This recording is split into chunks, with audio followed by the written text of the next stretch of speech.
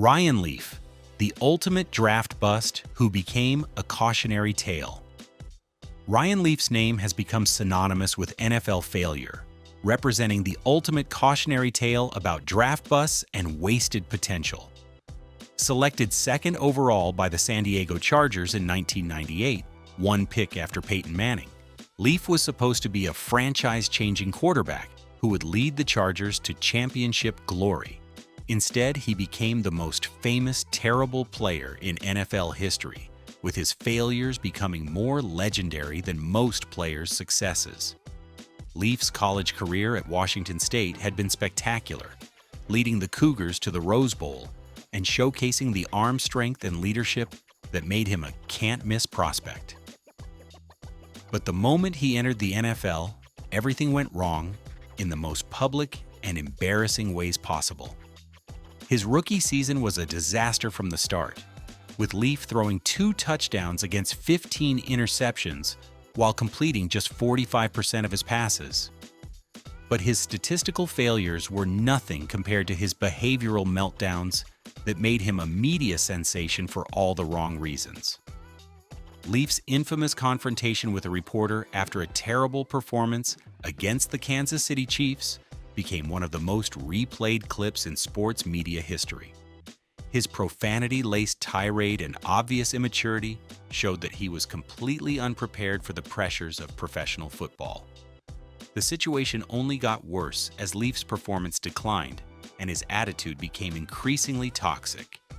He openly criticized teammates, coaches, and the organization, creating a circus atmosphere that made the Chargers a laughingstock.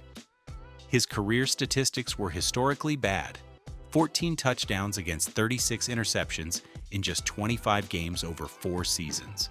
But Leaf became more famous for his failures than many successful players became for their achievements, with his name becoming shorthand for draft bust disasters. His post-NFL life included multiple arrests for drug-related charges, making his story even more tragic and cementing his status as a cautionary tale about wasted talent and poor character. JaMarcus Russell, the $68 million couch potato. JaMarcus Russell's NFL career represents the perfect storm of physical talent and complete lack of work ethic, creating a player who became more famous for his laziness than his arm strength. The Oakland Raiders selected Russell first overall in 2007 and gave him a 6-year, $68 million contract with $31 million guaranteed, making him one of the highest-paid players in NFL history before he had thrown a single professional pass. Russell had the strongest arm in NFL history, capable of throwing the ball 70 yards from his knees, but he had absolutely no interest in putting in the work necessary to become a successful quarterback. His work ethic was so poor that it became legendary among NFL circles, with stories of Russell showing up to team facilities overweight and unprepared becoming the stuff of legend. The most famous story involves Russell being given game film to study at home, only for coaches to discover that he had been given blank DVDs and had never noticed because he wasn't actually watching them. His weight fluctuated wildly throughout his career, with Russell reportedly weighing over 300 pounds at times, despite being listed at 265. His performance on the field was even worse than his preparation off it, with Russell completing just 52% of his passes for 4,083 yards, 18 touchdowns, and 23 interceptions over 3 seasons. He never developed the ability to read defenses or make quick decisions, often holding the ball too long and taking unnecessary sacks. His mobility was non-existent due to his weight issues, making him a sitting duck in the pocket. The Raiders' offense became unwatchable with Russell at quarterback, leading to some of the worst statistical seasons in franchise history. Russell's failures became so notorious that he inspired rule changes in rookie contract structures, with the NFL implementing a rookie wage scale, partly because of the massive guaranteed money given to unproven players like Russell. His name became synonymous with wasted potential and poor work ethic. making him more famous for his failures than most successful players became for their achievements. Johnny Manziel, the party animal who chose nightlife over football. Johnny Manziel's NFL career became a cautionary tale about prioritizing celebrity lifestyle over football preparation, making him more famous for his off-field antics than his on-field performance. Known as Johnny Football during his Heisman Trophy-winning career at Texas A&M, Manziel was selected 22nd overall by the Cleveland Browns in 2014 with expectations that his playmaking ability would translate to NFL success. Instead, he became a tabloid sensation whose partying and immature behavior overshadowed any football talent he possessed. Manziel's problems began immediately, with reports of him partying in Las Vegas during his rookie season, while he was supposed to be preparing to become the Browns' starting quarterback. His commitment to football was constantly questioned as photos and videos surfaced of him drinking and partying, instead of studying film or working on his craft. The most infamous incident occurred when Manziel was spotted partying in a blonde wig and fake mustache during the Browns' bye week, creating a media circus that made him a national punchline. His on-field performance was equally disappointing, with Manziel completing just 57% of his passes for 1,675 yards, 7 touchdowns, and 7 interceptions in 14 games over 2 seasons. He never developed the pocket presence or decision-making skills necessary to succeed as an NFL quarterback, often scrambling unnecessarily and making poor throws under pressure. His attitude toward preparation was so poor that teammates and coaches lost confidence in his ability to lead the team. The Browns cut Manziel after just 2 seasons, making him one of the biggest first-round busts in franchise history. His post-NFL career included stints in the Canadian Football League and various minor leagues, but he never recaptured the magic that made him a college superstar.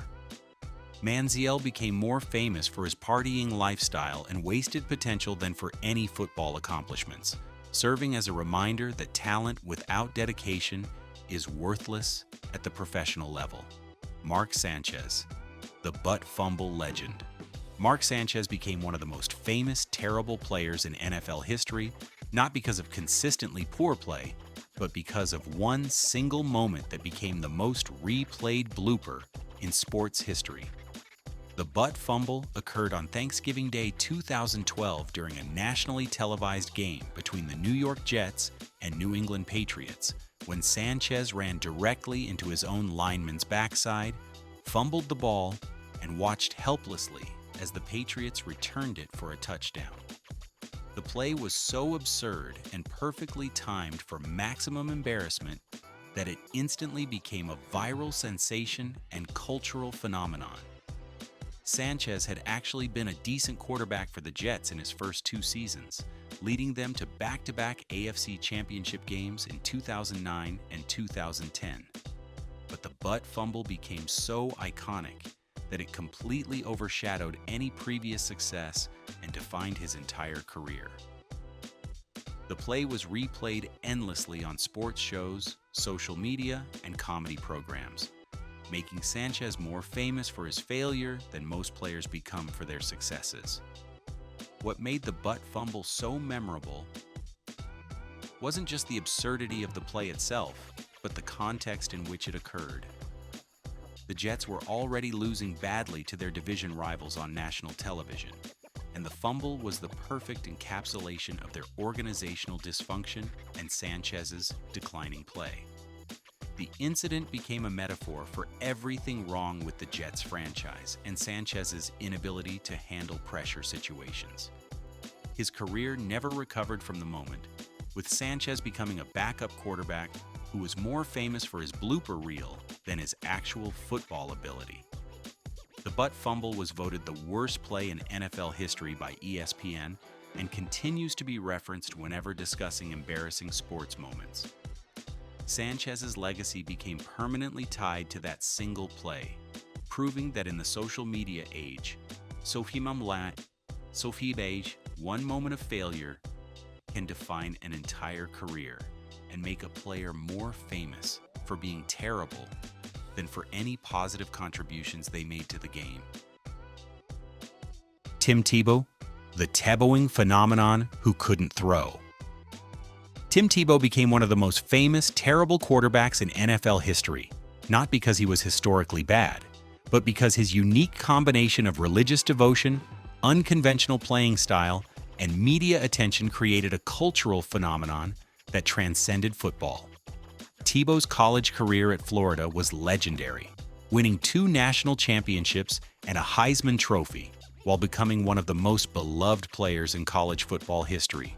But his NFL career became a circus that made him more famous for his praying celebration and media coverage than his actual quarterbacking ability. The Denver Broncos selected Tebow in the first round of the 2010 draft, despite obvious concerns about his throwing mechanics and accuracy. His delivery was slow and awkward, his accuracy was poor, and his ability to read defenses was questionable. But Tebow's work ethic, leadership, and clutch gene were undeniable, leading to one of the most bizarre and entertaining seasons in NFL history in 2011. Tebow's Tebowing celebration, where he knelt in prayer after big plays, became a cultural phenomenon that spawned countless imitations and made him a household name.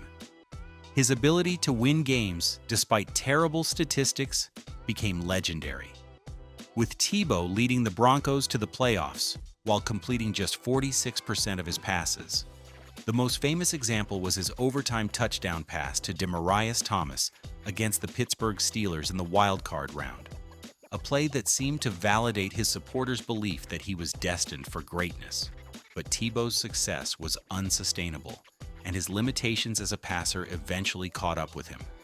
The Broncos traded him to the New York Jets, where he became a media circus without the on-field success to justify the attention. His NFL career ended after just 3 seasons, but his fame continued to grow through various comeback attempts and media appearances. Tebow became more famous for being a cultural phenomenon than for being a good football player, proving that sometimes personality and story can overshadow actual talent in creating lasting fame. Nathan Peterman, the interception machine.